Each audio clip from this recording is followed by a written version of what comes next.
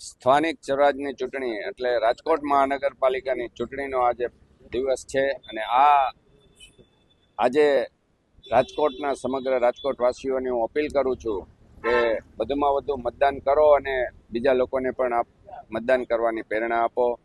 પ્રધાનમંત્રી નરેન્દ્રભાઈ મોદીના વિકસિત ભારતના સ્વપ્નને આગળ વધારવા અને વિકસિત ગુજરાત થકી વિકસિત ભારત બનાવવા માટેના જે સ્વપ્ન છે એને વધુ વેગવંતું બનાવવા માટે સ્થાનિક સ્વરાજની ચૂંટણી પાયો કહેવાય અને આ પાયાના આજે મતદાનના દિવસે રાજકોટ મહાનગરપાલિકાના ચારેય કમળના નિશાન ઉપર બટન દબાવી અને વધુમાં વધુ મતદાન કરો.